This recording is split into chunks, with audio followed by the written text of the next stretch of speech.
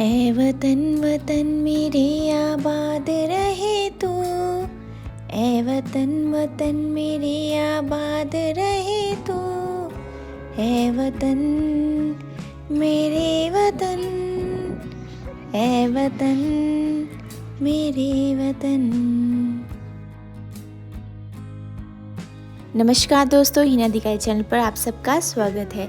यह वीडियो हमारे लेह लद्दाख ट्रिप का एपिसोड 3 है। पिछली वीडियो में आपने देखा कि हम गुलमर्ग से कारगिल की ओर निकल पड़ते हैं एंड आई होप आपको गुलमर्ग की वीडियो इन्फॉर्मेटिव लगी होगी। और अपनी जर्नी को आगे रखते हुए हम निकल पड़ते हैं कारगिल की ओर। तो रास्ते में सभी मेन जगहों को कवर करते हुए उसके बारे में सभी इंपॉर्टेंट इन्फॉर्मेशन देने की मैं कोशिश करूँगी। So stay tune with me. Kargil की तरफ जाते हुए श्रीनगर के बाद सबसे पहले सोनमर्ग आता है, जो श्रीनगर से लगभग 80 किलोमीटर है, जिसमें लगभग 2 घंटे का समय लग जाता है। सोनमर्ग की खूबसूरती किसी जन्नत से कम नहीं है। वैसे सोनमर्ग में बहुत से लुभावने स्पॉट्स हैं घूमने के लिए। उनमें से जो सबसे खूबसूरत है वह है थाजीवास ग्लेशियर, जो कि सोनमर्ग से लगभग 3 किलोमीटर की दूरी पर है।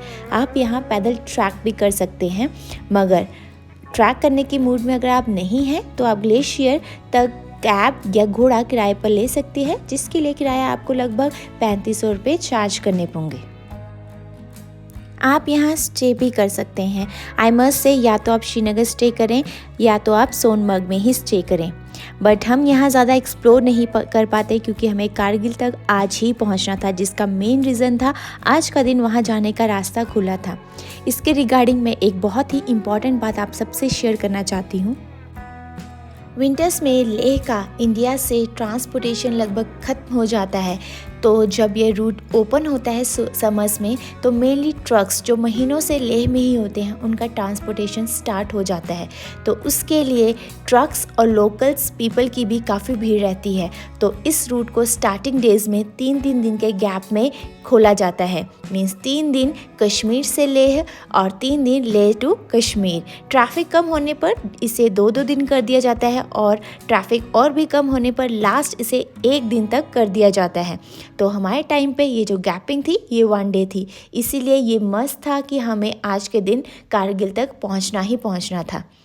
बट उसके बाद अप्रॉक्स आफ्टर 15 मई के बाद ये गैपिंग बंद हो जाती है और आपके लिए ये रास्ता हमेशा खुला रहता है। और मैं एक और बहुत इम्पॉर्टेंट बात आप सबके साथ शेयर करना चाहूँगी कि इस बार मीन्स 2022 में रिकॉर्ड स्तर पर पहली बार लेह लद्दाख का रास्ता इतनी जल्दी खुला था। अदरवाइज जनरली 15 अप्रैल के बाद ही खुलता था ये रास्ता, बट इस साल मार्च लास्ट में ही खोलने का दावा किया गया था BRO के द्वारा, जो कि उन्होंने करके भी दिखाया। सो सैल्यूट है हमारी BRO को।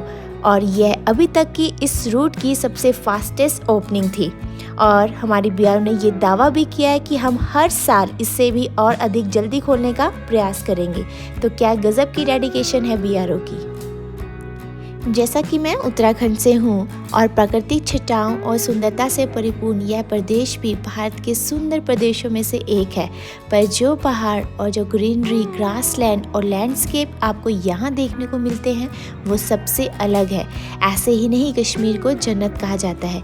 यहाँ की मिट्टी में, हवा में कुछ तो अलग बात ज़रूर है, जिसके कारण यहाँ की खूबसूरती सबसे अलग है और यहाँ आके आप यह ज़रूर महसूस करेंगे। सोनमर्ग तक आपको ग्रीनरी से भरा रास्ता मिलेगा, बट सोनमर्ग के बाद आपका टफेस्ट रास्ता स्टार्ट हो जाता है। और ये रास्ता स्टार्ट हो गया है जोजिला पास के लिए, जहाँ रोड जो है बहुत ही नैरो होती है। और ये जोजिला पॉइंट जो है ये सबसे खतरनाक पासेस में से एक माना जाता है। जोजिला पास से लगभग 4 किलोमीटर पहले ही आपको अमरनाथ यात्रा का बेस कैंप।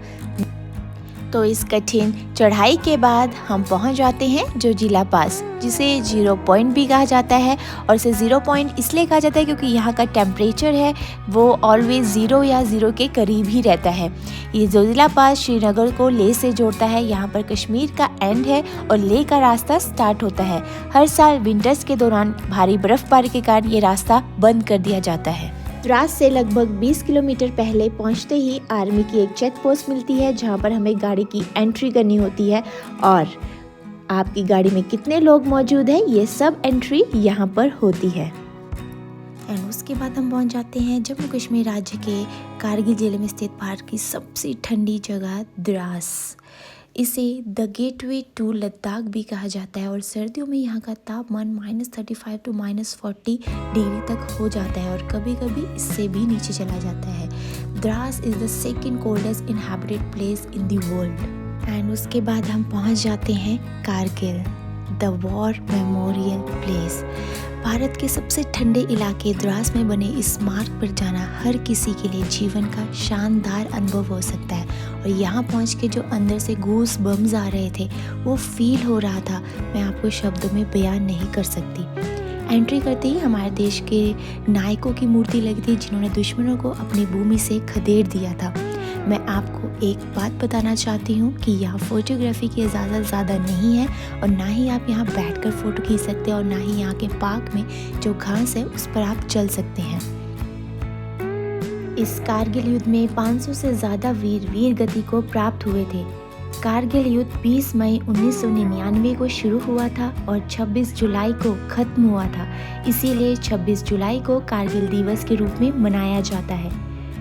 यहाँ लगभग हमने 1 घंटा बिताया और यह थी हमारे कारगिल तक का खूबसूरत सफ़र। आई होप आपको ये वीडियो पसंद आई होगी और इन्फॉर्मेटिव भी लगी होगी। If yes then please support me and subscribe to my channel. तो मिलते हैं नेक्स्ट वीडियो में आगे के ब्यूटीफुल सफ़र के साथ। Till then thank you so much for watching. Bye guys and take care. And अंत में भारत माता की जय। जय हिंद।